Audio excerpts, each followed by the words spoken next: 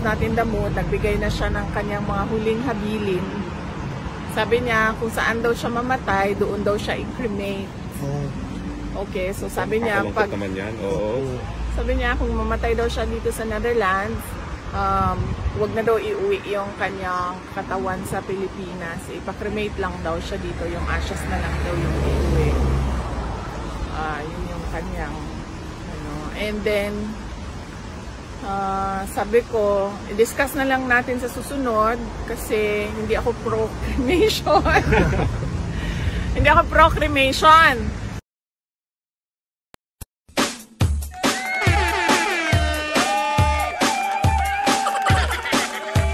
Ayan na nga.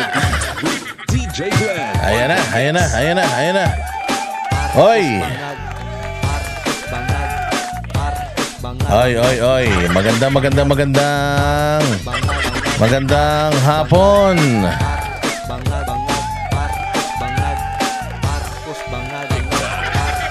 Ayan, magandang hapon. Umaga, tanghali, gabi. Mga bossing. Kamusta naman ang buhay-buhay? Ito na naman ang inyong pinakapaboritong fake news peddler sa balat ng YouTube. Kamusta naman ang inyong mga araw? Magandang araw sa lahat ng mga kababayan natin na nasa Amerika, Canada at buong Latin America.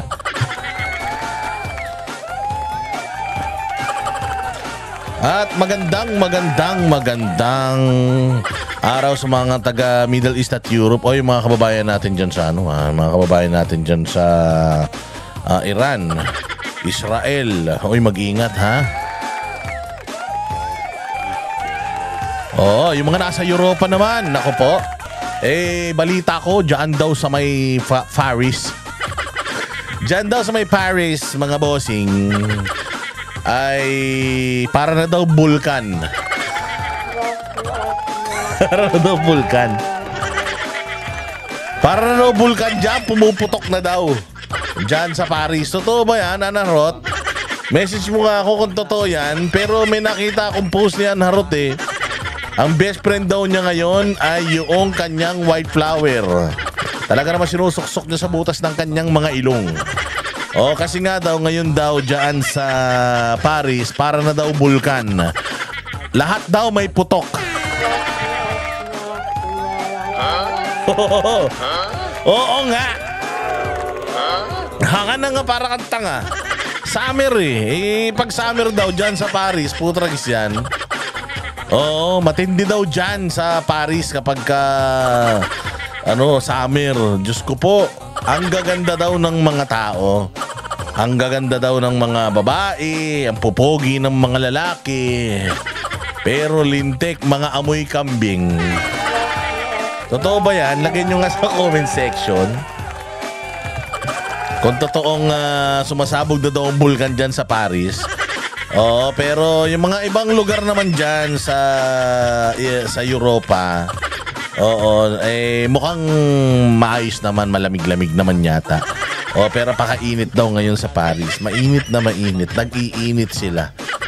Kaya sumasabog ang mga bulkan nila. Balita ko si Anharot daw, minsan ganyan din eh. Minsan daw si Anharot ganyan din. Nadadamay na daw siya. Kasi nga, yung mga European, hindi sila masyadong mahilig maligo. Katulad nating mga Pinoy. Hindi ito pang-aapi Hindi pa nga api to, totoo ito. Na tayo mga Pilipino, mahilig tayo maligo minsan 2 beses ang araw pa, minsan pag sinuwerte 3 beses. Kaya nga yung yung ate ko dyan sa Bristol. Dyan sa London. Kasi pupasok niya sa ospital. Pinagtatawanan daw siya sa ospital. Araw-araw daw kasi basa yung buhok niya. Hindi ba tayo mga Pilipino mahilig sa ganyan? May blower naman pero di natin ginagamit. Sanay tayo na yung buhok natin basa tas matutuyo na siya ng kusa. Pag pumapasok daw siya ng trabaho, pinagtatawanan daw siya, basa daw yung buhok niya. Sabi niya, hoy, basa pa yung buhok mo. Sabi daw niya, at least ako naliligo. At least ako naliligo kahit malamig. Ikaw, maganda nga yung buhok mo.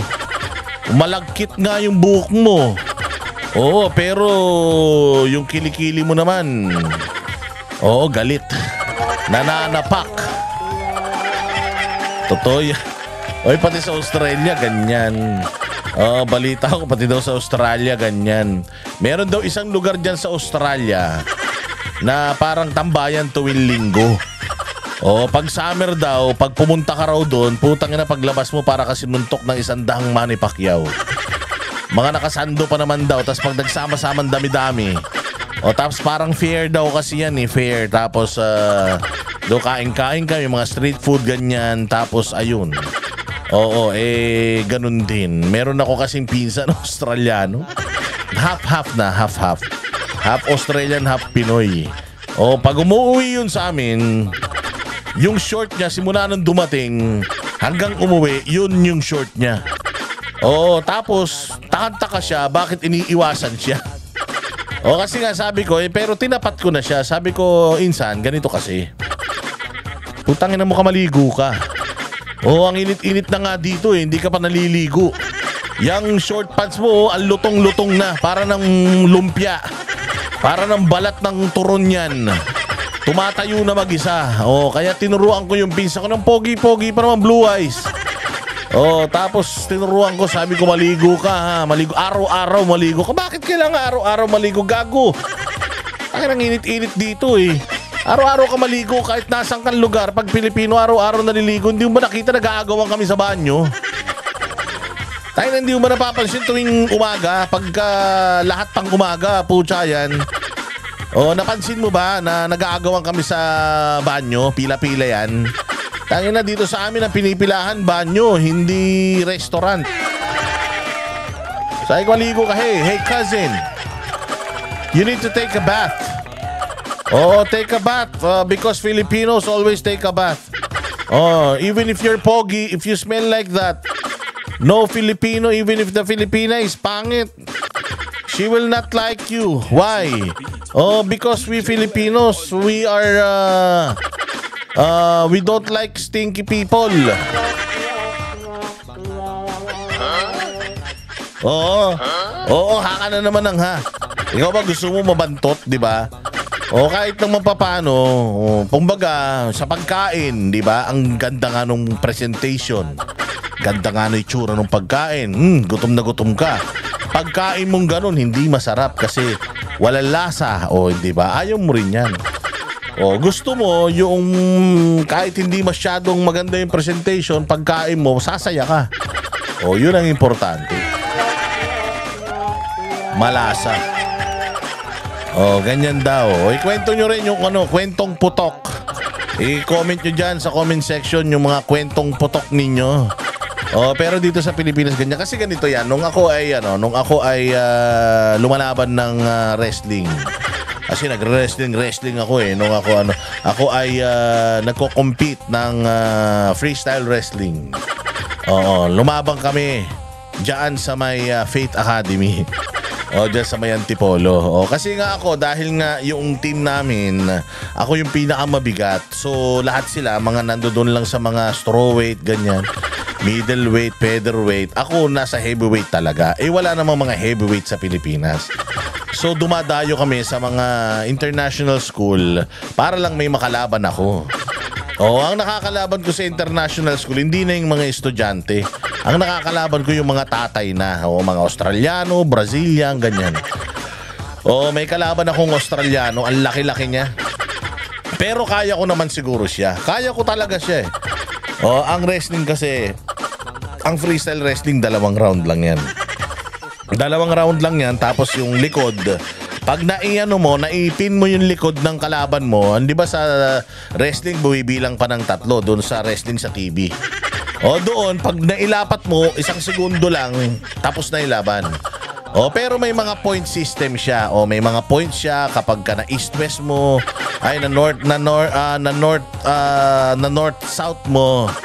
Kapag ka na get behind mo, na roll mo. May mga points yun. Ang full points is 21. Pag na-hit mo yung 21 points, panalo ka na. Halimbawa, sa isang round, naka 21 points ka. Doon sa mga pinagagagawa mong technique doon sa kalaban mo, panalo ka na. Pero kung hindi ka na-pin down, hindi ka naka 21 points, sa 2 rounds yan, 2 round. So, unang round pa lang, talaga naman mga bossing, talagang hindi pa kayo nagdidikit. Siyempre, mga pawis kayo eh. Grappling kasi yan eh, grappling. Shoot fighting yan eh. Pag ganun mo pa lang, naaamoy mo na, putang ina, amoy kambing. Amoy baka naman to na maghapon sa bukid, anak ng tinapay yan. Eto na, siyempre, matagal naghihilaan kayo ng mga kamay, hilaan kayo ng mga liig para makakuha kayo ng posisyon. Oo, i-underhook mo, underhook. Kasi yun ang importante sa wrestling. Kailangan makakuha mo yung underhook. Kaya ngayon mga wrestler parang mga dinosaur yan. Nakaganyan yung mga kamay niya. Ganyan yung kamay nila. Talagang para yung kilikili mo hindi masyutan ng kamay. Kasi pag nasyutan yung kamay mo ng braso na i-shoot niya sa ilalim ng kilikili mo, underhook tawag doon, kaya ka na niyang buhat-buhatin. Kaya ka na niyang ibalibag. Lahat na kaya niyang gawin sa'yo. So, iiwasan mo yun, yung ma-underhook. Ako, hindi ko talaga ina-underhook kasi nga, didikit yung kamay ko sa kilikili. Oo, naku po. Yun na nga. Nung medyo matagal kami nagpapambuno, ayun na. Dumikit na yung mukha ko sa kilikili niya. Ayan na. Naamoy ko na. Sabi ko, habang nandoon kami sa laro, yung coach ko sumisigaw, "Wag, do not shoot! Do not shoot!" Sabi sa akin, kasi nga masyadong malaki yung kalaban ko eh. 300 pounds yun eh, na 6'2", 6'3" yata yun eh. Nakamukha ni Hulk Hogan. Sabi sa akin nung coach ko, do not shoot, do not shoot. Ibig sabihin, yung iti-take down ko siya. Kasi hindi ko talaga kayang i-take down, ang laki talaga eh. Pero alam nyo mga bossing, sa sobrang baho talaga niya, tinake down ko siya. Pero, ayun na nga, yung take down na yun, para matalo na ako talaga. Pag take down ko sa kanya, parang hindi mahalatang nagpatalo ko, di ba? Pag take down ko sa kanya, na-depensahan niya, tapos iyon, mantakin mo, dinaganan pa ako ng animal para maipin niya yung likod ko, para matapos na yung full points. Ayokong talaga. Ganun tayo kaselan, putya yan. Matapang ako sa competition, pero kapag ganyan ang amoy, talagang suko na. Ganun ang hirap natin mga Pilipino, maano tayo sa amoy. Maselan tayo sa amoy. Kaya ilagay ninyo, i-comment nyo down below kung ano yung putok moments ninyo. Para naman good vibes lang tayo. Diba? Ganyan sa channel natin, dapat good vibes. Teka, kwentuhan na tayo kagad ng kwentuhan eh. Ito na naman ang inyong pinakapaboritong fake news peddler. Ang pinakapaborito nyong vlogger na walang kwenta, walang masabi, walang alam sa buhay, hindi po under oath, hindi po dapat siniseryoso at lalong-lalo na hindi dapat dinidimanda. Dahil pag dinimanda mo yung isang baliw, mas baliw ka. Ayan, natatandaan niyo yan. At pasasakitin natin na naman ang mga ulo at ay balong-balunan ng lahat ng mga switik, salot, mga kuto, garapata, mga magdanakaw, mandarambong, mandurugas, mga sindikato, mga adik, bangag, mga sinungaling, mga manguumit sa pera ng pamahalaan, mga mapagsamantala sa kapangyarihan, abusado sa karapatang pantao, lahat ng mga demonyo, Santanas, Judas, Barabas, Hestas. Ayan. At maraming salamat po sa lahat ng mga kababayan natin na nagla-like at nag-share ng ating mga content. Salamat po sa inyong panonood. Importante po yung pag-share at pagla-like dahil bukod po sa views, importante po na yung ating mga fake news ay nakakarating sa mga mahihilig sa fake news. Kaya mag-like, mag-share at marami pa akong nakikita rito ng mga nanonood hindi pa nakasubscribe. Siguraduhin yung nakasubscribe kayo. Okay. Subscribe mga bossing. At ayan na nga, simulan na natin ang ating talakayan. Kanina napanood nyo ba? Sino ba rito nakapanood? Taas nga ang kamay. Taas ang kamay ng mga nakapanood ng presko ni VP Sara, yung kanyang dalaw ngayon. Kasi nga, 4 na beses nang pwedeng dalawin si Pangulong Duterte. Ito naman si Pangulong Duterte. sutil din eh. Oo, kasi kahapon sinasabi ni VP Sara na maganda. Okay yung kanyang mood, okay yung kanyang health, 'di ba? Sinabi na payat siya, pero okay siya. At sabi nga ni Banat Bay, meron daw siyang paliwanag kung bakit mas okay ngayon si Pangulong Duterte. Pero alam ko na kung ano yung sasabihin niya, pero ayaw ko nang sa inyo isabihin para panoorin niyo yung kanyang vlog na i-upload niya bukas ng alas 7. Ayun na nga. So pumayat si Pangulong Duterte, payat daw, pero okay naman daw, healthy. Sinabi ko rin naman nung nakaraan na nakakatakot yun. Nakakatakot yun kasi nga hindi naman ganun si Pangulong Duterte. Imagine mo, 80 years old si Pangulong Duterte, 79 years. 79 years yun na ang pangangatawan niya ay maayos, hindi ba? Ngayon kung kailan siya 80 anyos na hindi sanay yung katawan niya na ganun, bumagsak talaga yung katawan niya. But sinabi naman ni Madam Elizabeth Zimmerman and ni Vice President Inday Sara na okay naman yung kalagayan ni Pangulong Duterte, so hindi kayo dapat mag-alala. He's not in the mood. Nagbigay na siya ng kanyang mga huling habilin. Sabi niya kung saan daw siya mamatay, doon daw siya i-cremate. Okay, so sabi niya sabi niya kung mamatay daw siya dito sa Netherlands, wag na daw iuwi yung kanyang katawan sa Pilipinas. Ipa-cremate lang daw siya dito, yung ashes na lang daw yung iuwi. Yun yung kanyang and then sabi ko, i-discuss na lang natin sa susunod kasi hindi ako pro-cremation. Hindi ako pro-cremation. Tapos siya, pro-cremation siya. And how did you feel po nung nagganyan si Tatay Digo? Kami, nalulungkot ngayon. Daming gusto na umiyak. Well, natural din naman na siguro yun sa 80 years old, no? Na mag-isip ng ganon. Mabuti na rin yun na alam natin lahat kung ano yung kanyang last wishes para magagawa yun kapag nangyari na. Are you prepared for that, Vice President? Ang objection ko lang is hindi nga ako pro-cremation. So, ang takot ko lang din is baka multuhin niya ako pag hindi sinunod yung kanyang habilin na magpa-cremate siya. Hindi daw tayo dapat mag-alala kaya ano yan. Pero ayun nga, kanina medyo hindi maganda yung balita ni VP Sara. Although alam naman natin na si Pangulong Duterte ay nagpapakyut lang. Pero medyo hindi ko nagustuhan yung mga sinabi ni VP Sara kanina tungkol kay Pangulong Duterte. Kasi sinasabi ni VP Sara kanina ay si Pangulong Duterte daw parang alam mo yung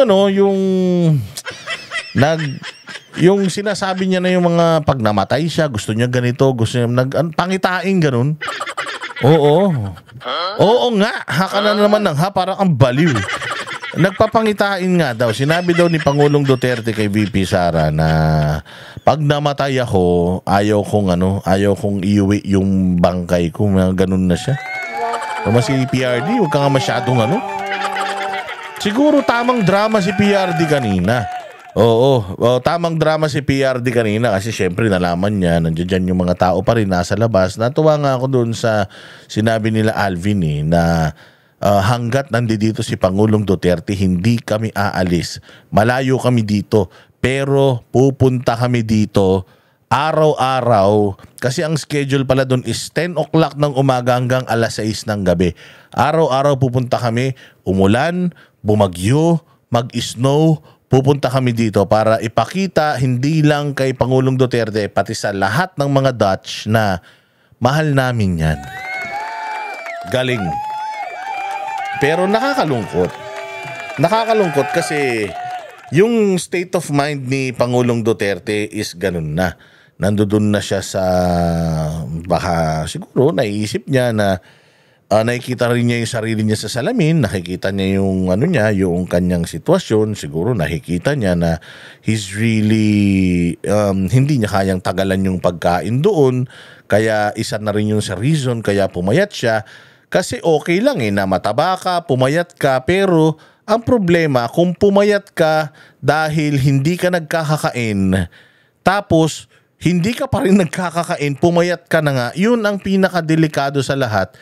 Baka mag-deteriorate yung health nung matanda. Yun ang pinakaayaw nating mangyari. Kaya sama-sama tayong mga Duterte supporters, mga pamilya natin, ipagdasal natin si Pangulong Duterte na sana ma-withstand niya itong mga pagsubok na ito sa kanyang buhay. Nakakalungkot na kailangan niyang isakripisyo yung sarili niya para sa atin, pero ang titigas pa rin talaga ng mga ulo natin. Di naman tayo nakikinig. Nagsakripisyo na ng buhay yung tao, pero tatanga-tanga pa rin tayo. At dumating na nga sa punto na pati yung hindi lang yung kanyang retirement, yung kanyang ibinigay sa atin or isinakripisyo para sa bayang Pilipinas, pati yung kahuli-hulihan na panahon na sa buhay niya, na deserve naman sana ni Pangulong Duterte na maging masaya at maging stress-free, hindi ba? Kasi tingnan ninyo, PRD has been working for the government, has been working for the Davaoenos for what? Ilang 25 years yata siya na naging taga-gobyerno, hindi ba? So sa loob ng 25 years na yon, inalay niya yung buhay niya sa Pilipinas. Sa totoo nga lang, hindi daw siya naging ama sa kanyang mga anak. Mas naging mayor siya at mas naging ama siya ng Davao City kaysa maging ama sa kanyang mga anak. I remember Baste saying na he's always parang talking to the barangay officials ng mga liblib na barangay ng Davao City, is always talking to the people, is always minding the problem of other people, na to the point na parang napabayaan niya na yung sarili niyang pamilya dahil nga mas madalas na ginagampanan niya yung pagiging ama niya sa bayan ng Davao. Is it bad? Is it bad? Siguro kung ikaw kapamilya ka, pwedeng maging pangit yun. O kasi syempre ang pamilya mo kailangan din niya ng pagmamahal, kailangan niya ng aruga, kailangan niya ng time. Kung ikaw aalis ka ng alas 5 ng madaling araw, uuwi ka ng alas 12 ng gabi, araw-araw mong ginagawa yun, hindi yun makakabuti para sa well-being ng mga anak mo at mga mahal mo sa buhay. Kaya nga sabi ko, napakatalino, napakatatag din ng loob nitong mga magkakapatid na mga Duterte. Kasi even if si Pangulong Duterte has always been busy para maging ama sa bayan ng Davao, hindi sila nagtanim ng sama ng loob dito. Although, nakukwento nila na talaga namang hindi nila masyadong nakasama yung kanilang ama dahil nga mas madalas yung ama nila sa public service. They had to sacrifice yung mga gusto nila, kailangan nilang i-sacrifice, hindi ba? Na di bali na, bayaan mo na kahit na wala siyang time sa atin, kahit na hindi tayo madalas magkakasama, basta nakikita naman natin na okay naman yung bayan natin, nakikita natin kasi bayan bayan o sarili, ganun ang laging tanong kapag sa public service Si Pangulong Duterte lagi niyang inuuna ang bayan kaysa sa sarili niya. Kaya nga, noong siya mag-retire sa politics, noong 2016, actually 2016, supposedly, nung natapos na siya mag-mayor, natapos na yung term niya, ayaw niya talagang maging presidente ng Pilipinas. Pinipilit siya ng taong bayan, ayaw niya talagang maging presidente ng Pilipinas. Alam mo, ang mga Duterte, pwede naman na silang magdamot Ang pamilya Duterte is well off naman yan. May sinabi, may kaya naman sa buhay yan. Lahat naman sila professional, lahat naman din sila may mga kanya-kanyang negosyo. So, okay na sana nung natapos si Pangulong Duterte bilang mayor, pwede naman na sana nilang ipagdamot si Pangulong Duterte. Pero dahil nakita nila yung clamor ng tao na talagang gustong-gusto nila si Pangulong Duterte, si Pangulong Duterte during that time, he's, I think, 72. 72 years old na po si Pangulong Duterte, or if not 71. He's supposed to retire na. Magpapahinga na lang sana siya. Yung mga panahon na dapat in-spend niya sa family niya nung hindi siya, yung mga panahon na hindi niya in-spend sa family niya, babawiin niya sana yun eh. Noong nanalo siya, noong natapos na yung kanyang panunungkulan sa Davao, mayor na si Inday Sara, tapos vice mayor si I think Pulong or Baste, at okay naman yung family nila, makakatutok na sana si Pangulong Duterte sa pamilya Yung lost time, ano niya sana magagampanan niya na sana. Oo, hindi ba? Kaya lang, tawag ng sambayan ng Pilipinas, sambayan ng Pilipino, ang Duterte brand ng leadership. Kasi sobrang gulo talaga ng bayang Pilipinas noon. Hindi alam kung saan ang direksyon. Kaya gusto sana nila noong katulad nung nangyari sa Davao mangyari sa buong Pilipinas. Kaya hiningi natin ulit si Pangulong Duterte. Si Pangulong Duterte? Si Pangulong Duterte actually ayaw niya na pero kasama natin yung mga anak niya, nagpakalbo pa nga silang lahat para lang tumakbo si Pangulong Duterte sa Pilipinas. Alam nila na noong mayor si Pangulong Duterte, nandiyan nga lang siya sa Davao wala nang time sa kanila. Di lalo na kapag naging presidente kasi nasa Maynila na, tas buong Pilipinas na yung kanyang aasikasuhin. So mas lalong mawawalan ng time sa kanila.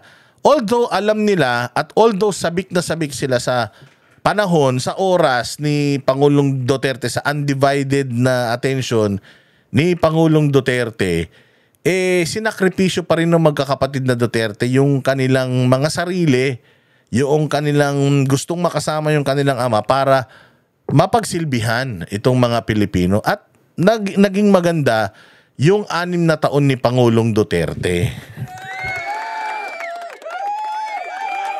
Ito problema mga bossing. Kasi sinakripisyo ni Pangulong Duterte yung kanyang supposedly retirement para lang makapagsilbi sa bayang Pilipinas. Itong pagiging presidente niya sa bayang Pilipinas, yun talaga yung nagpahirap sa kanya. Doon siya talaga tumanda ng sobra-sobra. Grabe yung stress na idinulot sa kanya.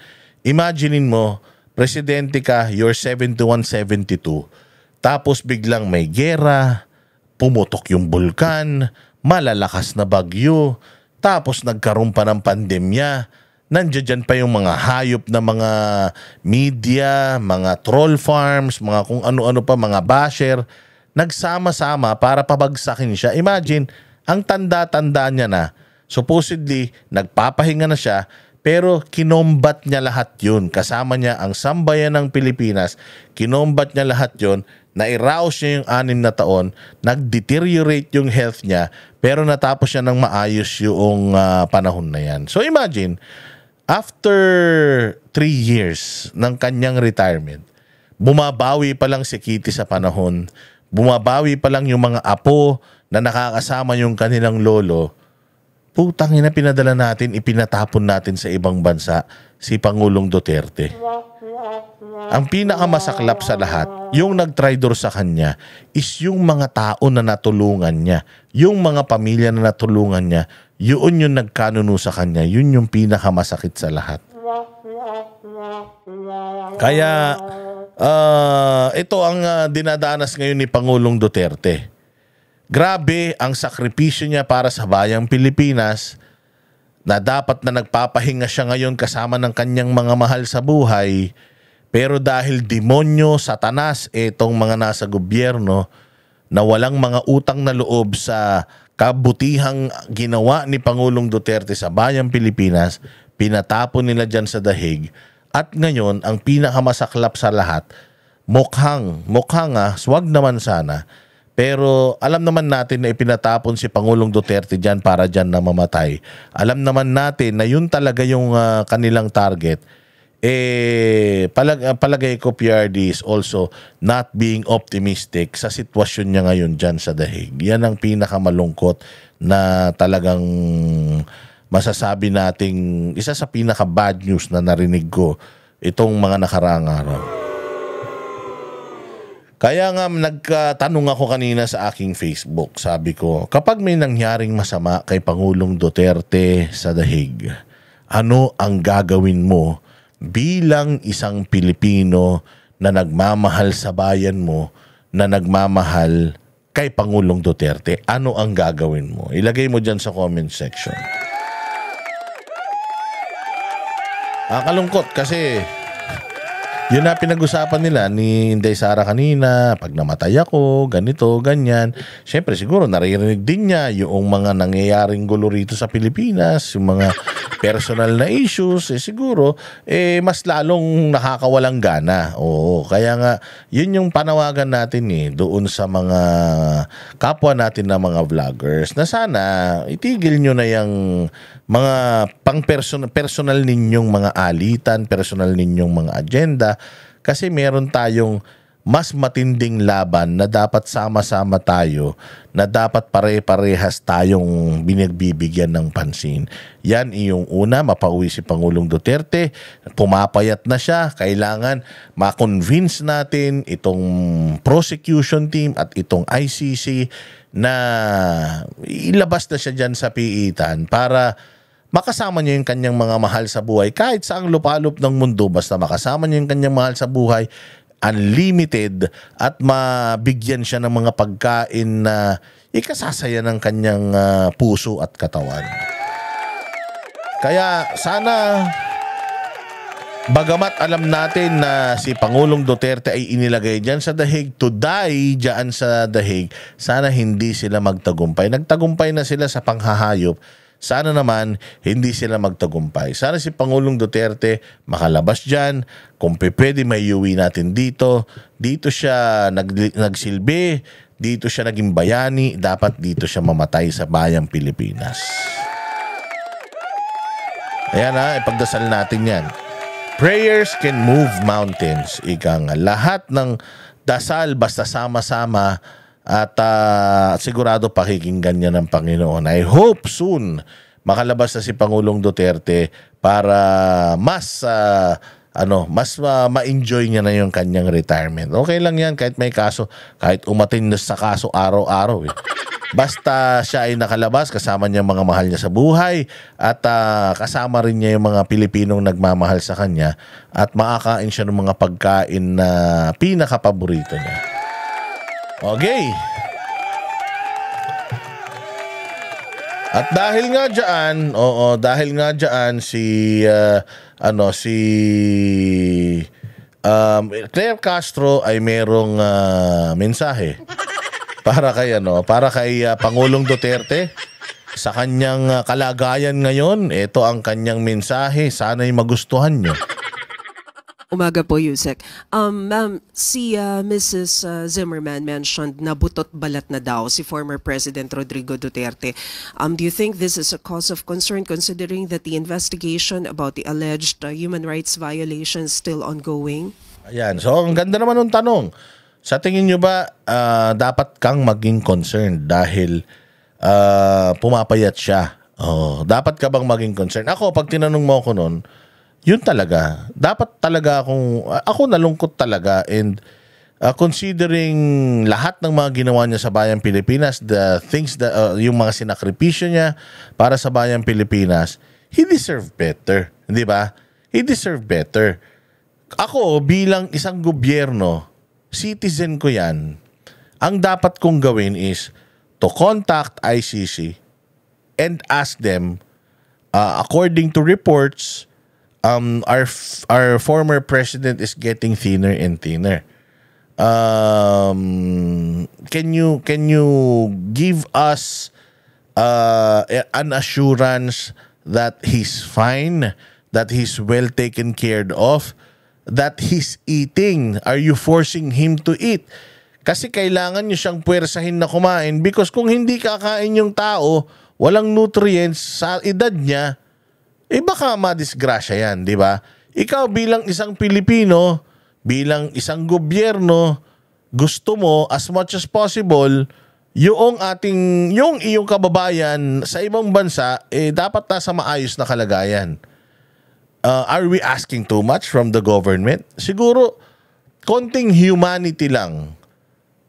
Huwag niyong sabihin na, nangihingi kayo ng humanity, kaya nga siya nandiyan dyan dahil sa crime against humanity. You have to understand that PRD is innocent until proven guilty.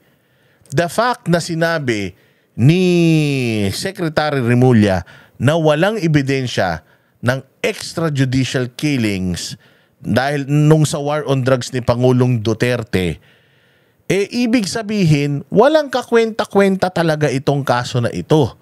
That being said, dapat ikaw bilang isang gobyerno, alam mo na meron kang isang kababayan na medyo nagdedelikado, hindi lang to basta normal na Pilipino. Isa itong dating presidente. Hindi ka ba nababahala sa kanyang kalagayan considering na pumapayat siya? Ito ang sagot ng magaling nating tagapagsinungaling sa Malacanang. Sa napanood po natin na pagsasalita ni Ma'am Elizabeth Zimmerman, sinabi niya na pumayat, yes, pero mukhang healthy, ayon sa kanya. At he's okay. Ang sabi pa nga daw ng dating Pangulo ay, you go home. I'm fine. I'm okay. So, di ba ganyan din yung mga lolo natin? Para ka naman din nagkaroon ng lolo. Di ba ganyan yung mga lolo natin na mga strongman na kahit may nararamdaman na sasabihin niya, okay lang ako. Yung lolo ko ganyan. Kahit hinang-hina na pag tinanong mo, okay ka lang dyan? Okay lang ako dito. Kaya mo? Kayang-kaya to. Malayo sa bituka, gaganon yun. Pero hirap na yun. Di ba? Siguro naman, dapat naiintindihan mo yun bilang isang tao.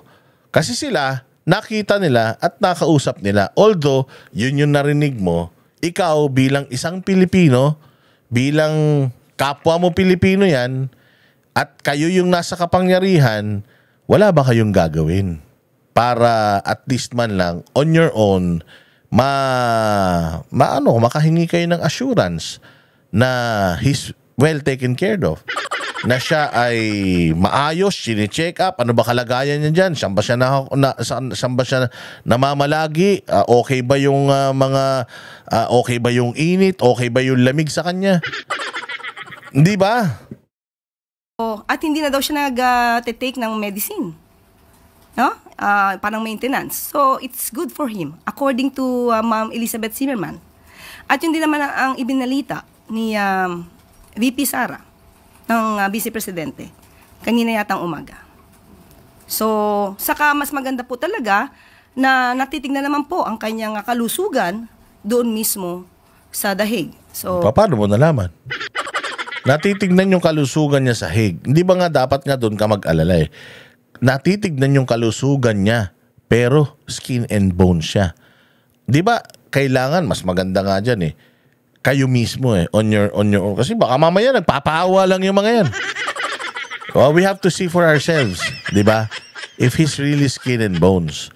Dapat you were checking on the former president, madam. Bilang siya'y Pilipino, bilang siya'y maayos na Pilipino at wala namang kaso sa Pilipinas, hindi ba dapat kayo on your own, chine-check nyo yung kanyang kalagayan doon? Although alam naman natin, hindi nyo gagawin niya kasi gusto nyo nga mamatay na yan Para mawala na yung tinik ninyo. Akala nyo nga, pag pinatapon nyo yan dyan, akala nyo nakaluwag-luwag kayo mas lalo pa nga kayong napunta sa alanganin dahil dyan Pero bilang isang matinong tao, siguro mas maganda, 'di ba, na mag-alala ka sa kababayan mo. Sa bagay, kung diyan nga sa presidente, wala silang pag-aalala lalo pa kaya yung mga kababayan natin na naiipit diyan sa digmaan ng Iran at Israel. Ganyan sila ka walang pakialam sa mga citizens nila na nasa ibang bansa. Oo, lalong-lalo na dito kay Pangulong Duterte na ipinatapon sa ibang bansa. Wala siyang maling sinasabi dito. Pero itong ganitong salita, usually kung ikaw ay normal na tao, yan, maganda yung sinasabi niya. Pero kung ikaw ay nasa kapangyarihan, at least man lang bigyan mo ng assurance yung mga Pilipino na itong dating presidente natin, kayo din naman na nagpatapon dyan, dapat sinisigurado nyo na okay ba talaga yung kalagayan niya dyan. So, hindi naman po pababayaan ang Pangulo, ang dating Pangulo doon. So you don't see this as a cause of concern? Diba? Yun ang tanong, you don't see this as a cause of concern? Given the situation. Sa ngayon po, dahil mismo ang pamilya niya nagsabi na okay po ang Pangulo, So it's ano? Oo, di ba? It's a no. Even the reporter is saying, so you don't see this as a cause of concern? So ibig sabihin talaga, this government is really insensitive. Kung wala silang pakialam sa dating presidente, sa kalagayan ng dating presidente, ikaw pa kaya? Ikaw pa kaya? Sino ka ba? Normal na Pilipino ka lang, di ka pa nagbabayad ng income tax. Oo, value added tax lang yung ambag mo sa bayang Pilipinas. Sino ka ba? Ganyan nila itrato ang isang Pilipino. So, kaya dapat wala na tayong asahan sa administrasyon na to.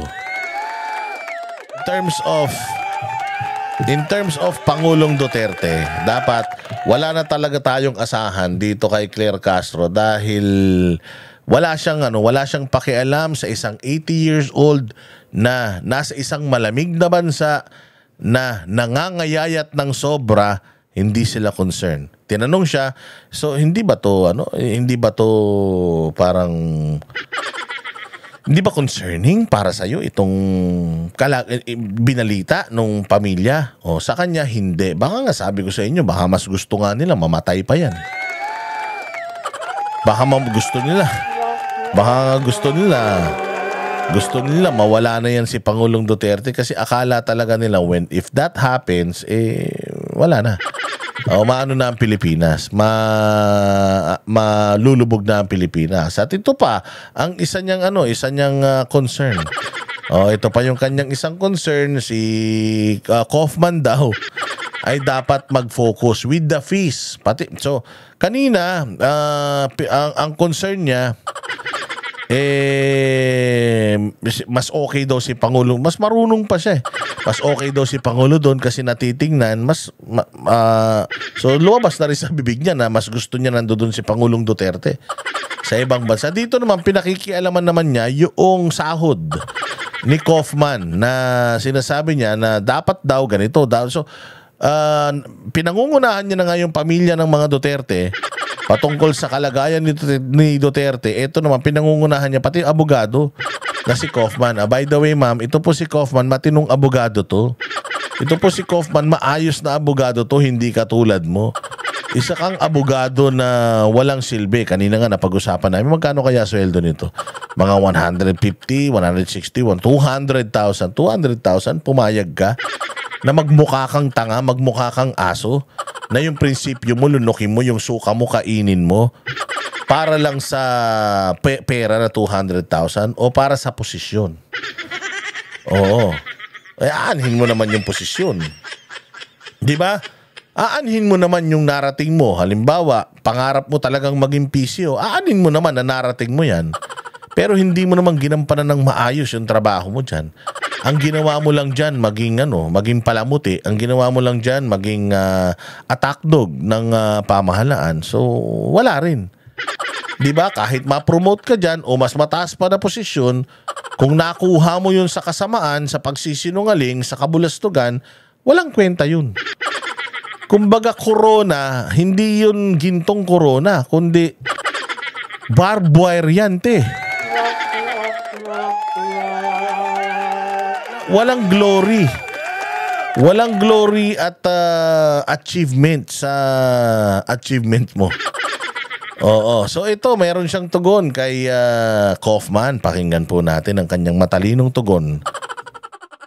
fees he has allegedly been demanding from his client, former President Rodrigo Duterte, he should do better than that.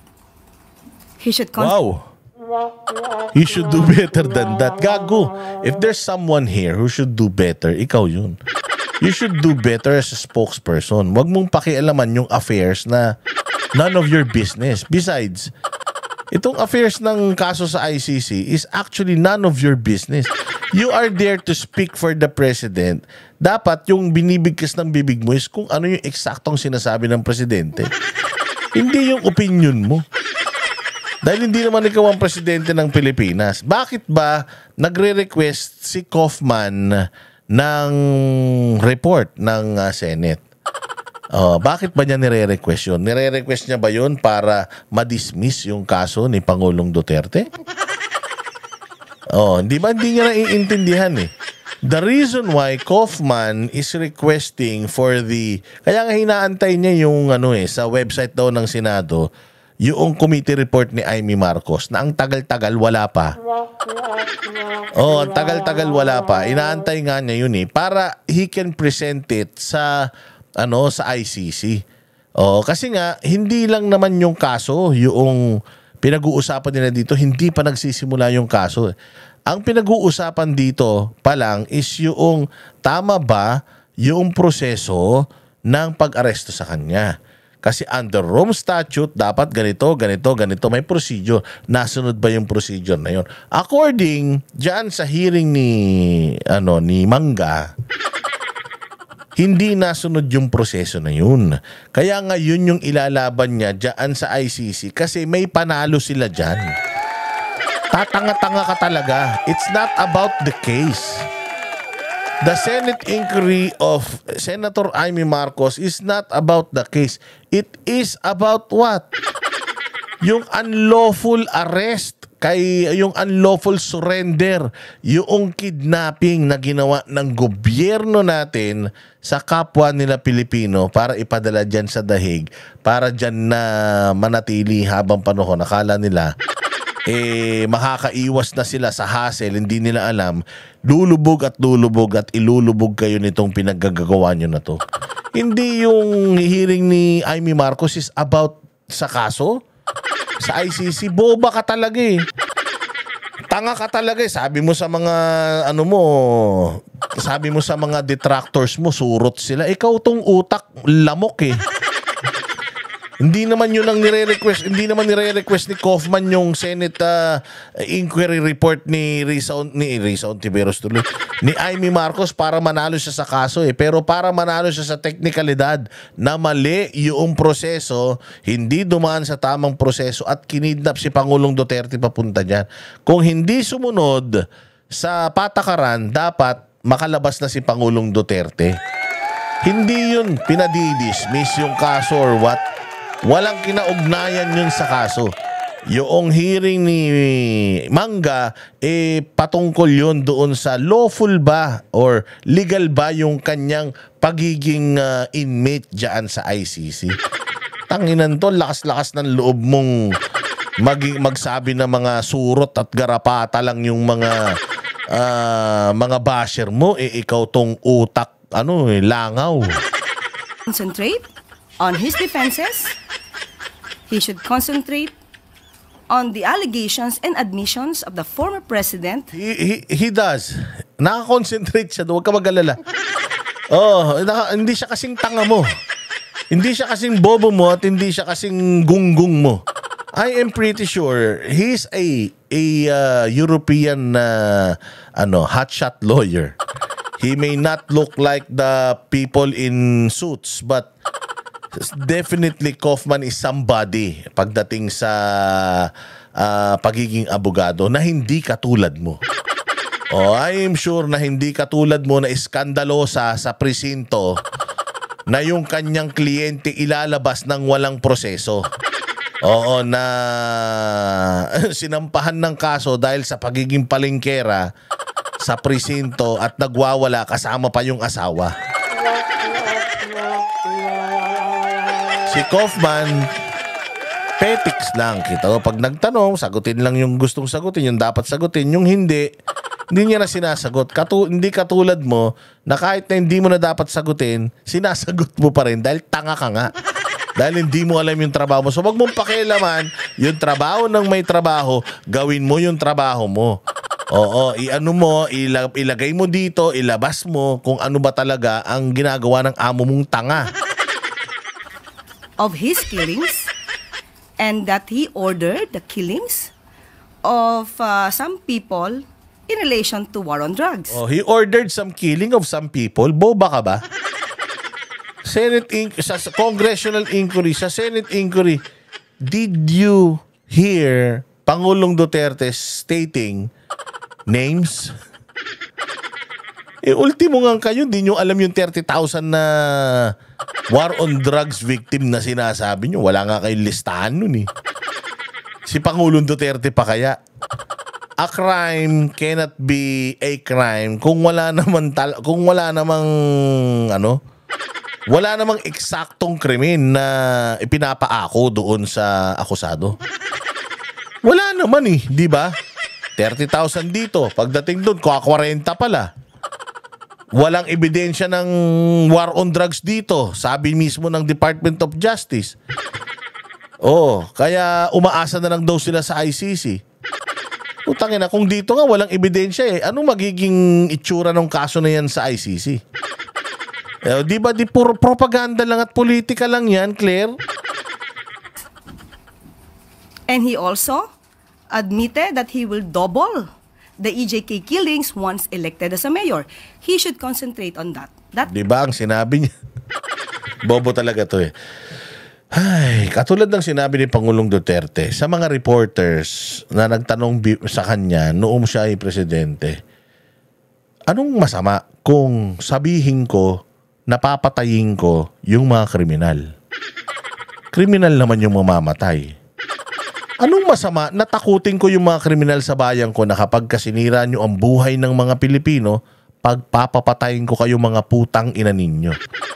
Anong masama dun, Claire? Walang masama dun. Sino bang tinethreaten niya? At trabaho yun ng isang mayor. Trabaho yun ng isang presidente. Na i-threaten niya lahat ng mga kalaban ng gobyerno. Kasi kung hindi niya gagawin yun, magiging katulad ng Pilipinas ngayon, ang Pilipinas noon. Na wala nang pakialam ang kriminal dahil yung mga nasa gobyerno, kriminal. Ang daming drugs kasi yung presidente hindi naman nagpapadrug test. Ngiwi ng ngiwi, hindi nagpapadrug test. Hindi ba? So kailangan ikaw bilang isang mayor, takutin mo yung mga kriminal. Pwede ba naman na mayor ako ng Pilipinas? At lahat po ng mga kriminal sa Pilipinas, sa Davao, nanawagan po ako sa inyo na wag po muna kayong gagawa ng krimen. Maawa naman kayo sa akin. Gusto ko sanang maging maganda ang bayan ko. Kaya sana po ay wag po kayong gagawa ng krimen. Please lang. Claire, pwede ba yung ganun? Di ba hindi pwede yun? Kailangan matigas ka. Tangina, kaya ang bobo. Kaya ganito nangyari sa Pilipinas kasi bobo kayo mag-amo eh. Kailangan mong takutin lahat ng kurakot. Putang ina nyo, pupugutan ko kayo ng ulo. Kayong mga kriminal kayo, putang ina nyo, ililibing ko kayo ng buhay. So, di ba ganyan tayo sa pelikula? Di ba ganyan umasta sila FPJ sa politika? Puno na ang salop. Di ba? Tumakbo ka na hanggang may simento. Di ba ganyan sa pelikula? Kasi nga, kailangan mo, yung kalaban mo, ikaw bilang isang halal ng bayan, ang poproteksyonan mo, mas maraming tao. At yung mga gustong manakit, gustong magnakaw, mangrape, doon sa titinong mga constituents mo, anong gagawin mo?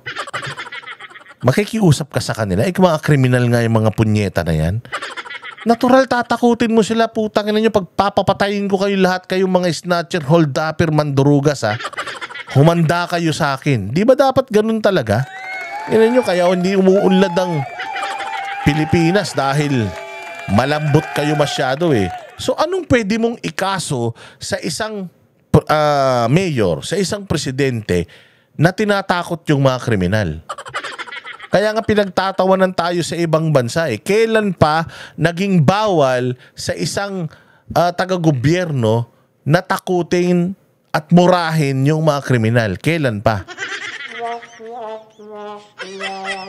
Tatanga-tanga ka talaga. That is supposed to be part of his defense for his client. He should also remember that this case was filed as early as 2017. So wala pa po si Pangulong Marcos, ang administrasyon na ito, para po ibintang ang mga ganitong klase sa kasalukuyang administrasyon.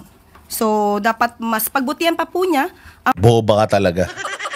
Hindi niya binibintang. Kay Pangulong Marcos, ang ibinibintang niya kay Pangulong Marcos ay yung kidnapping. Kinidnap siya. Ang pinag-uusapan ni putangin na mo kasi nakikialam ka sa usapan ng hindi mo naman alam eh. Ang kini-question ni Kaufman, yung sistema ng pagdadala sa kanya doon, which is yun yung mali. Sino na ba presidente nun? Si Marcos. Hindi naman kini-question ni Kaufman dito yung kaso ng EJK eh. Ready sila dun. Sa EJK. Ready sila dyan sa kaso niya na yan dyan sa korte ng ICC. Ang kini-question dito is yung pagpapadala sa kanya dun nakagagawa ng amo mong abno. Ang pinagsasasabi mo, Claire, di mo alam yung topic. Daldal ka ng daldal eh. ang pag-research ng kanyang mga facts para po hindi po siya maligaw. Gago, ikaw nga naligaw eh. Tangina, kita mo kung gaano kaluka-luka to. Kita mo kung gaano kasintu-sintu tong babae na to. Sasabihan niya si Kaufman na check your facts. Mag-research ka para hindi ka maliligaw. Ikaw ang ligaw eh. Hindi sinasabi ni Kaufman na yung war on drugs ni Pangulong Duterte, ano yan, sinisisi niya dyan sa administrasyon. Hindi. Yung war on drugs ni Pangulong Duterte, hindi yun ang pinag-uusapan dito. Ang hinihingi ni Kaufman, yung report ni Amy Marcos, yung report ni Amy Marcos, ipapakita niya sa ICC para mapakita doon kung gaano ka-irregular yung ginawang pagdampot sa kanya. Because sabi nga ng Rome Statute, kailangan sa proper judicial authority haharap si Pangulong Duterte. Ikaw din nung vlogger ka pa, hindi ka pa aso. Yun din ang sinabi mo eh, haharap sa korte, galing mismo sa bibig mo yun eh. Hindi humarap sa korte, tinapon ka agad sa abroad eh. Tama yun o mali? Hindi ba may pagkakamali? Dapat haharap dito eh. At dapat extradition eh. Di ba? Magdidesisyon ang korte ng Pilipinas kung dapat ba talaga siyang itapon doon. Ibibigay ba natin siya sa Interpol o hindi? Tama, mali. Yun yung issue, hindi yung eksaktong kaso niya dyan sa Hague. Wala na tayong magagawa doon. Nandiyan na yun sa Hague. Matagal ng kaso yun dyan. Kailangan niya talagang harapin yan. Ang punto nga rito, tama ba yung prosesong dinaanan natin? Na dyan sa hearing ni Amy Marcos, lahat ng irregularities nandiyan dyan. May mga video pa. 'Di ba si Tory nga mahihimatay na eh. Si Marbil nga nagsisinungaling harap-harapan tinabla nung isang nag-serve nung Interpol red notice eh. Di ba wala ngang red notice eh. Unang-una sa lahat eh. Oh, so yan ikaw ang dapat mag-review. Oo, alamin mo kung ano yung facts. Bibigyan kita ng isang example. Claire Castro ng isang magaling na mayor. Na ang isang mayor na matapang.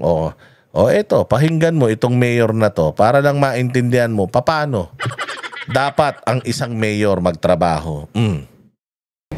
I'm calling the attention of those mga tolonges, mga miyembro ng underworld, criminal elements.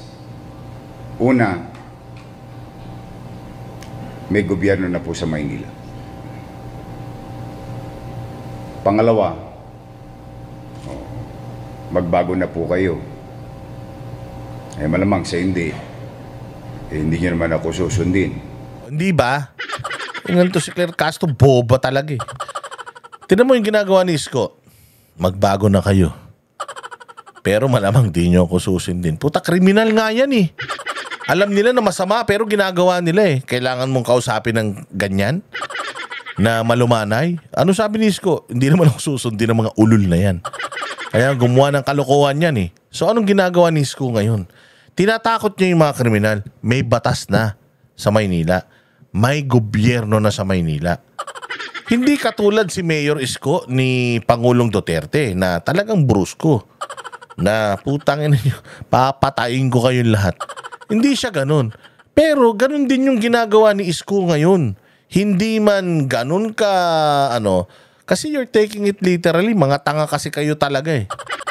Oo eh. Titingnan nyo yung mensahe.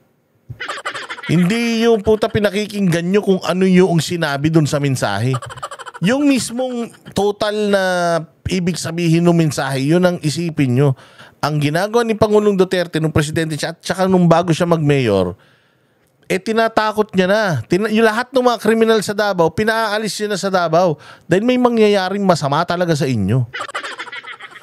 Which is, kailangan mong gawin yon kung gusto mo talaga na maging maayos yung bayan mo. O kita mo ginawa ni Hani Lacuna sa Maynila. Tayo na dumami kriminal, dumami magnanakaw, ang dumi-dumi, ang baboy, ang dugyot, puros magnanakaw.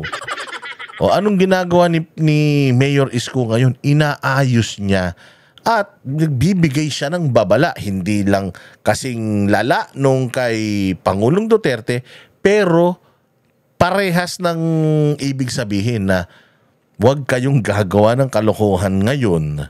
Yari kayo. Pero may pangatlo ko.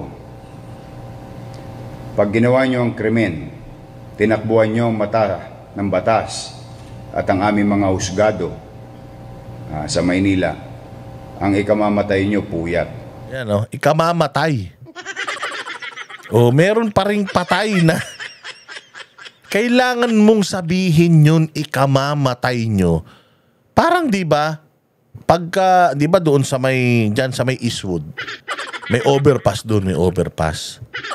Tapos, doon sa fence, may nakalagay doon, bawal tumawid dito, nakamamatay. Kasi yung mga tao, instead tumawid sa overpass, doon pa rin tumatawid sa kalsada, highway yun. Nakamamatay. So, kailangan mong takutin yung mga tao na pag tumawid kayo dito, mamamatay kayo. Hindi naman ibig sabihin na automatic, pag tumawid sila doon, parang Squid Games, nakarating sila sa kabila, papatayin sila pagdating sa kabila.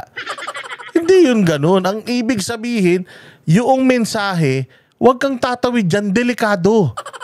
Yun din ang sinasabi ni Pangulong Duterte, ni Baste, ni Inday, na huwag niyong gagawin yan, delikado. Mamamatay kayo. Hindi ko naman sinabing pagpapapatayin ko kayong lahat. Mamamatay kayo, ibig sabihin sobrang delikado niyang gusto niyong mangyari. Hindi pwede yan. Kaya lumayas kayo dito. Ganyan din ang sinasabi ni Isko. Galing-galing talaga nito. Hindi kayo makakatulog ng mahimbing dahil hahabulin kayo ng Manila Police District sa angmang sulok ng Pilipinas. That is the policy that I've given to the entire police of Manila Police District. Maaring nakaligtas during the commission of the crime. Maaari, nakatakbo, once we know who you are, pwede na kayong magtago sa lelang yung panot. Sa kami, hahabulin namin kayo. Dahil it is our commitment to the people of Manila. Yon. It's a commitment. It is your duty to keep your city safe. Ha? Putangin na ka. Ano? Claire Castro, boba ka talaga. Oh, pinutok ka na lang sana sa kumot. Wala ka talagang alam. Nangako ko sa taong bayan na sabi ko, pipilitin ko maging maaliwalas, malinis ang Maynila. Ganda ng t-shirt ni Isko. Vape ba yan? Baiting ape ba yan? Isko? Poging-pogi ah. Pangalawa, pipilitin kong maging panatag ang pamumuhay sa Maynila. Karapatan yan ng taong bayan. Oh, di ba? Di ba? Ganyan Ayun, dapat. ang una namin. Ganyan dapat. Sayang, no? Sayang, ito yung binoto namin. Ito yung binoto namin noong 2022 elections. Hanggang ngayon, hindi ako nagkamali na ito yung sinuportahan ko. Ganyan si Isko Moreno. Ganyan siya magtrabaho. Oo, ini-expose niya lahat. Ganyan siya kahusay. Sayang. Sayang. Sinayang talaga natin. Well, wala eh. Ang Pilipinas kasi mahilig pa rin talaga sa mga pangalan. Sa mga sikat. Sikat naman to. Sikat naman si Isko. Pero mas pinili ng mga tao yung yung mga mas pinili ng tao yung alam mo yung mga bangag. O ito, pakinggan natin yung masasabi. O para hindi lang ako, ito batikan to na broadcaster, journalist. Pakinggan nyo kung anong sasabihin niya patungkol dito kay kay Claire Castro, ha? O ito, pakinggan nyo. O lahat ng sasabihin nito, ito matindi to, mentor namin to. Lahat, ang dami ng spokesperson na dumaan sa Pilipinas. Nandito pa to. Nangamatay na lahat, siya buhay pa. O pakinggan nyo kung ano ang kanyang assessment sa mga pinaggagawa ni Claire Castro sa trabaho niya. Hindi hantong sa ganyan. Number one, is there a way you can limit a reporter from probing, unnecessarily probing a news source? Maraming paraan eh. Pero hindi natin tuturuan sila. Siyempre, trabaho nila yan. Sumusweldo sila ng 142,000 a month and plus the allowances. 142? Ay, hindi ako tatanggap ng ganyang sweldo para magmukhang aso lang. Aanhin ko yung posisyon kung mukha naman akong ulol dun. Aanhin ko yung posisyon. Kaya 140,000 lang ang sweldo pero araw-araw iba damit. Hindi pa nagdodoble ng damit yan. Araw-araw iba suot niyan. Tangina, saan ang galing? Yan yung mga dapat na nila lifestyle check. O diba? Baka mamaya 140 lang yung alam natin na sweldo niyan. Pero yung allowance niya pagkalaki-laki tapos galing pa sa pera ng taong bayan. Kesa ibayad ko kay Claire Castro, siguro mas mabuti pa, ano ko na lang. Pampagawa ko na lang ng San Juanico Bridge, di ba? Mas okay pa yun. Siguro, ako lang magsusweldo dyan kay Claire Castro eh. Dahil na, baka 20 mil. Sobra na yun. Oo, sobra na yun sa kanya. Dahil wala namang ginagawa eh. Wala namang alam, wala namang utak. Wala namang sinasabing proyekto ng amo niya. Bakit tayo magtuturo sa kanila? Secondly, pag nagbigay, hindi naman pwedeng hindi mo masagot. Lahat naman ng question may kasagutan eh. Depende lang yan kung alam mo kung paano sumagot. No? Halimbawa, gusto mo magyabang. Sample lang ito. Ano yung Balay Silungan ba yun? Yung Opo. isang pinagtawanan? Opo, Balay Silungan. Balay Silungan. Sabi niya, ilang libong balay, hundreds of balay silungan. Siyempre tatanungin ng reporter, ma'am, saan ho yan? Because you want to develop that story. Because it's a good story for government. Now, if you cannot answer a simple question as, nasaan yan? Or give me one, at least one. Nambobola ka. You don't do that when you're conducting press briefing, especially sa Office of the President. Huwag kang magbitaw ng anumang impormasyon na hindi mo kayang tindugan o tindigan sa Plaza Miranda. Ibig sabihin, kung magyayabang... Kasi yan nga yung mga sinasabi niyang mga may ganito, may ganyan, pero pag tinanong mo nga. May ganito, may ganyan, pero pagka hinanap mo, wala. Katulad yun, yung in-expose ni Eden. Kasi yung press conference siya kapon, yung nakapula siya, sabi niya, tinanong nyo kasi ako tungkol dun sa mga barangay. Ito yung mga ito ibibigay ko sa inyo, bibigyan kayo ng kopya. Nung chinek ni yung kopya, puta, yung kalahati blanco. Clear. Tapos tamang-tama. Galing talaga sa kanya kasi clear na clear. Blanco yung kalahati. Sabi nga ni Edith, tangina, ang kapal-kapal, kaya naman pala makapal. Kala ko naman lahat yun, pangalan ng barangay, yung pala kalahati nun. For show lang, putya yan. Ba't ka mamimigay ng papel na puro blanco? Di ba? Mambubudol yan si Claire Castro. Kinakailangan you should be equipped with all the information relative to what you are, anong tawag nito? You are bragging about, no? An achievement. Because people will question. Presidente, kasi hindi naman natin nakita na sinita compare sa ibang mga coverages na talagang nangahawi yung mga PSG, yung mga ano talaga na talagang merong nagsasabi. Kung nag-i-insist siya, doon siguro. Pero kung wala namang mga mismong paghawi sa kanya, parang kung makikita nga natin yung mismong video, okay lang. Parang safe. Ay, hindi nga lumayo ang presidente sa kanya. Kung protocol talaga, dapat hinawi na yung ang reporter. Kung security protocol, tama ka. Kung security protocol, ang dapat managot yung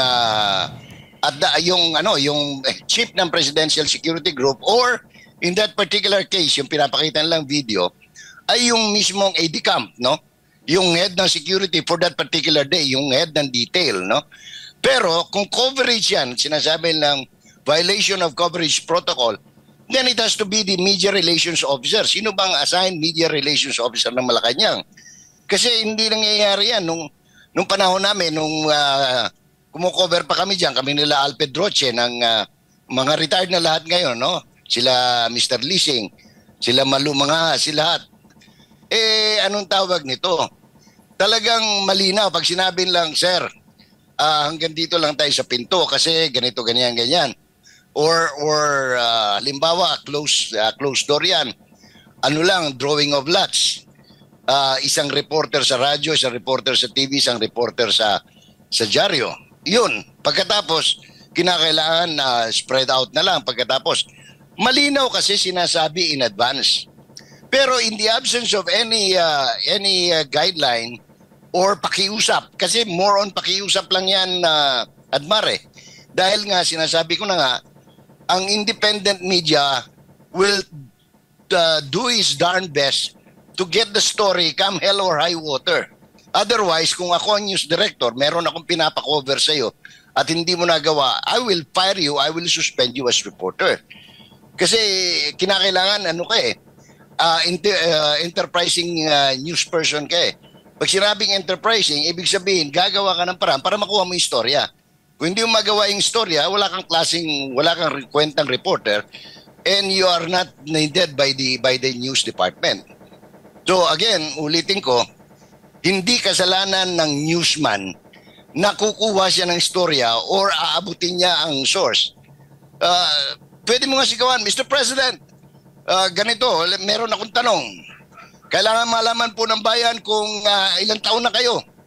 Pag hindi sumagot ang presidente, pwede mong sabihin o yung news source, Mr. President, I'm asking you, how young or how old are you? Yung mga ganon.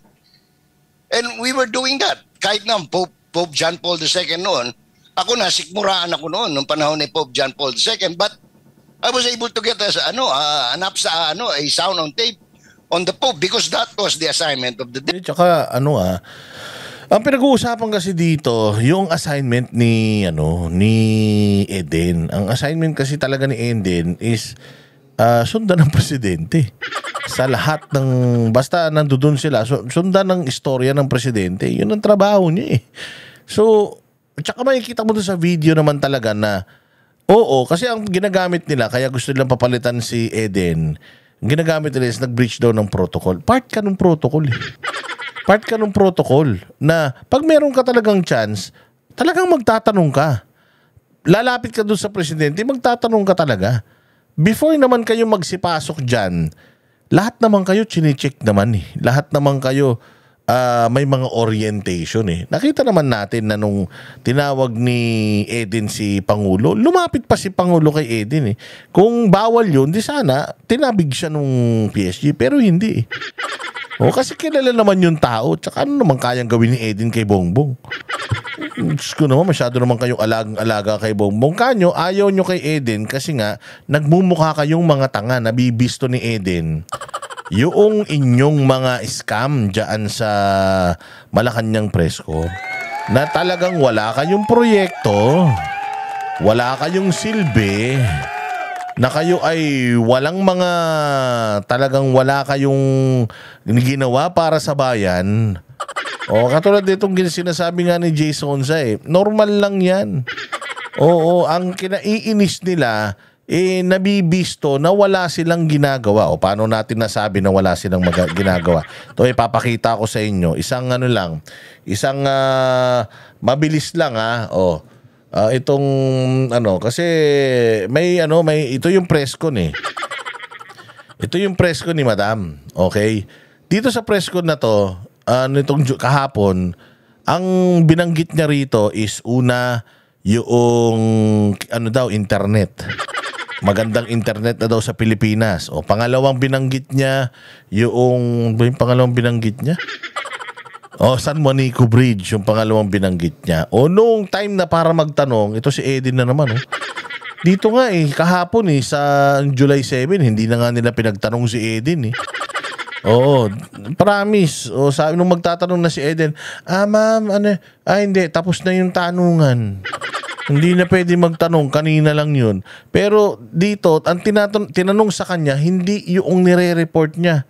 Nire-report niya internet at saka yung San Juanico Bridge. Ang tinanong sa kanya dito ng mga reporter, patungkol sa online sugal. Kita mo, ibig sabihin, even itong mga reporter, hindi na sila interesado doon sa kasinungalingan ni Claire Castro. Wala na silang tinatanong tungkol doon sa mga nire-report mo tungkol sa gobyerno kasi hindi naman nila nararamdaman yun. Wala namang kwenta yung mga proyekto nyo na puro pangako naman. Pakinggan nyo yung mga tanong. Discourage investments in the sector or push some operators underground. How is the President weighing the potential revenue gains against the possible impact on industry growth and employment? Ang proposal po na ito ng DOF na magkaroon po ng tax na posisyon tungkol dito, ito ho ba'y inaasahan sa total ban ng lahat ng Yusek, si Senator Zubiri naghain po ng Anti-Online Gambling Act. Anti-online gambling. Tingnan nyo, sagot ng gobyerno sa gambling.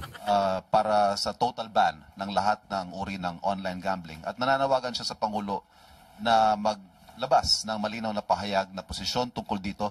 Ito ho ba inaasahan nating matatalakay ng Pangulo sa kanyang nalalapit na SONA? Tama po bang sabihin that the President is taking a closer look at online gambling in the middle of all these proposals? Opo, pero hindi po natin masasabi kung ito po'y makakasama sa SONA. Wala pa po akong detalye kung ano po ang sasabihin at ipapahayag ng ating Pangulo sa SONA. At ito naman pong mga suggestion po na ito ay makakarating sa ating Pangulo. Salamat. Left Narciso, DZRH. Tinanong kasi siya tungkol dun sa hindi ba talaga kayang ipatigil ni Pangulo ito? Patigil nga niya yung Pogo nung nakaraan nga, ito nga mga congressman, mga senador, ayaw na nila ng online gambling. Ngayon na nga, nawawala na nga yung mga sabongero hindi niya ba kaya to? Hindi sinasagot yung tanong tungkol doon. Good afternoon, Yusek. Inanunsyo po ng PHAPI na hindi muna sila tatanggap ng guarantee letter. Katulad nito, PHAPI. Hindi daw muna sila tatanggap ng guarantee letter. Alam niyo kung bakit? Ang laki ng utang ng gobyerno sa mga private hospitals. Abot sa kalahating bilyon.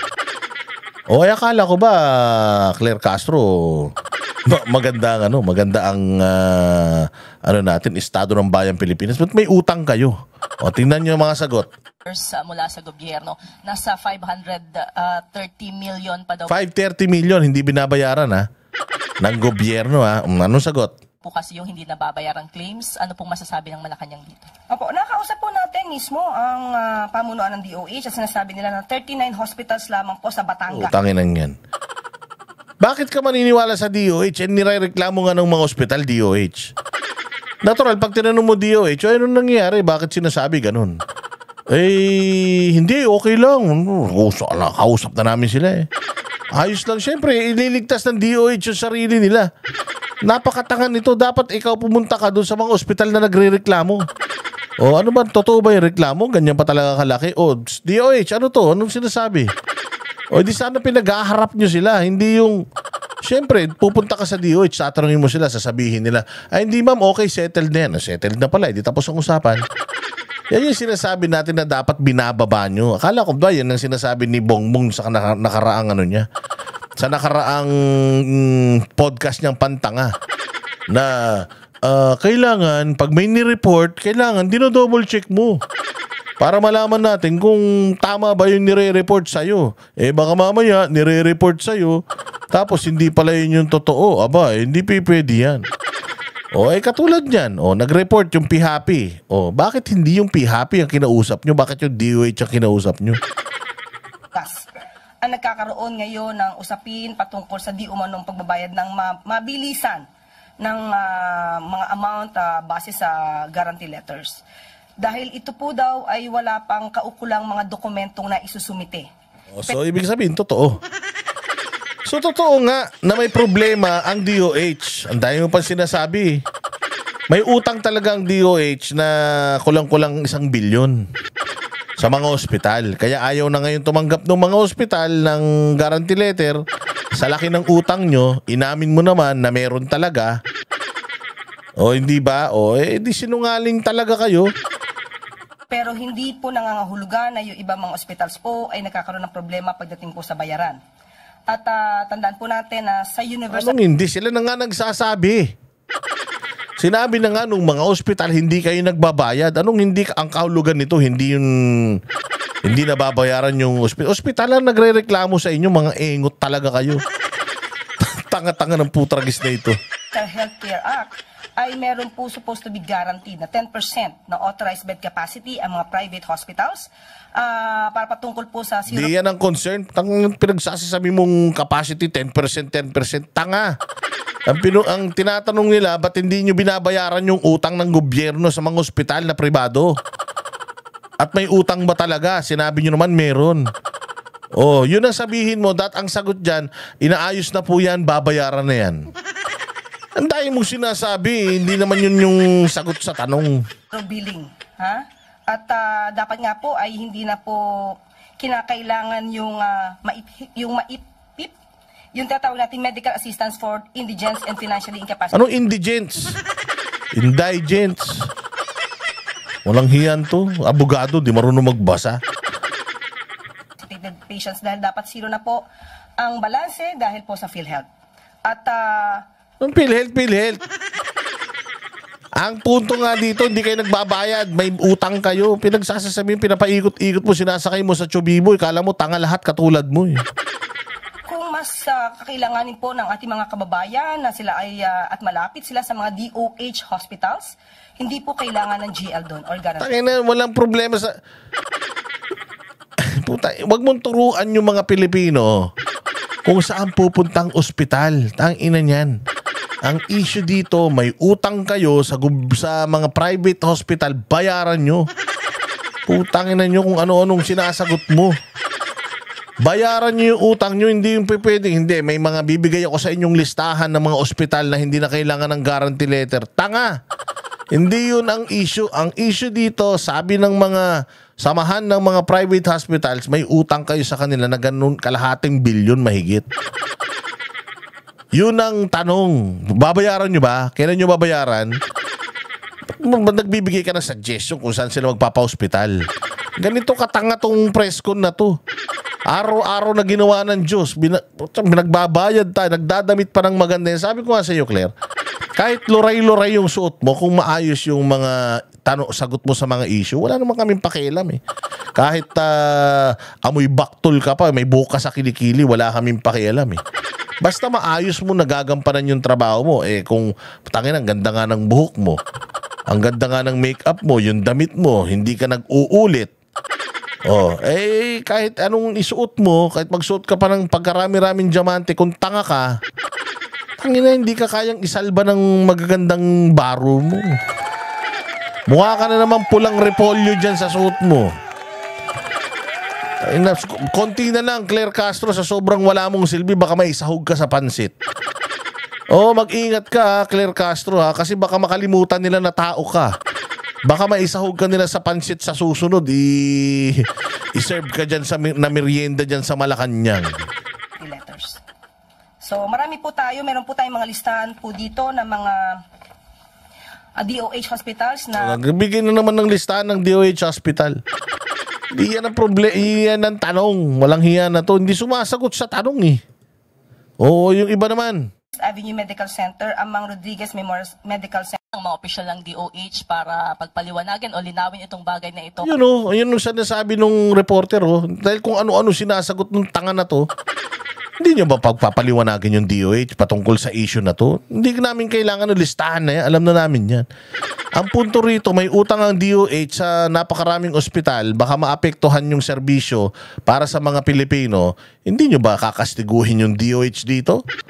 Oh, yun ang tanong eh. Paulit, ang haba-haba ng sinagot niya, hindi naman niya sinagot yung unang tanong, kaya tinanong ulit siya ng pangalawa. Kasi may pangako po siya na tutugunan yung mga basic na pangailangan ng taong bayan. Bagamat private hospital po yung pinag-uusapan, programa pa rin po ito ng gobyerno. Yes, opo. Meron naman po kasing MOA ang DOH with the private hospitals. At sabi nga po natin, hindi lang po nagkakaproblema ang gobyerno. Tangin na, may problema nga eh. Tanga talaga tong hinayup. Tanginan to parang abnormal no.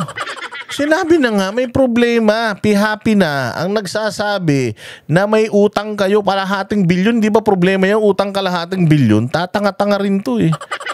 Hindi nyo ba kakastiguin? Hindi nyo ba kakausapin DOH? Hindi nyo ba babaya? Ano naman sinasagot? Tungkol po sa pagbabayad ng mga bills po ng ating mga kababayan na covered po ng guarantee letters. Dito lamang po sa 39 hospitals na kinakailangan po ng DOH yung ibang mga dokumento para po sila mabayaran. So, may utang nga. Oh, may utang nga. So ang mangyayari ngayon, hindi binabayaran kasi kulang ng dokumento di umano. Hindi ba baka kinurakot na yung pera na yan? Po sa maniningil ng mga hospitals, kumplituhin lang po yung inyong mga dokumento dahil po ang DOH ang sinasabi sa atin ay may... Kasalanan naman pala ng hospital. Putangin na, kasalanan naman pala ng hospital kaya hindi kayo binabayaran ng DOH eh.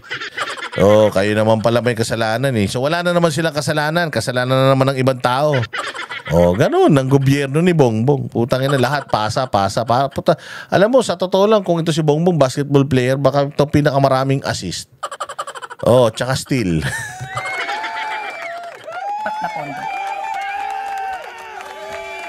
Evelyn Quiroz, Filipino Mirror. Hello. Good afternoon, Yusek. Yusek, may identities na po yung mga policemen involved at saka yung alleged Ma'am, this is a question on the national debt. Dalawang bahagi po yung tanong as of end. Ito utang. O utang. Tingnan niyo kung paano niya sasagutin yung utang. March 2025, nasa close to 17 trillion na pong utang ng bansa. Ito yung 62% ng debt to GDP ratio. Of the more than 4 trillion borrowed under the Marcos administration, can we account where it largely went? And tinatanong saan napunta? Saan napunta yung pera? Yun ang tanong. Is a 62% debt to GDP ratio still within what can be considered healthy? Ito po ay ginamit sa mga growth-enhancing investments tulad ng infrastructure. Wow! So yung pera daw ginamit sa growth-enhancing. Ano yun? Putangina, saan daw ginamit? Ulitin natin, nagulat ako dun eh.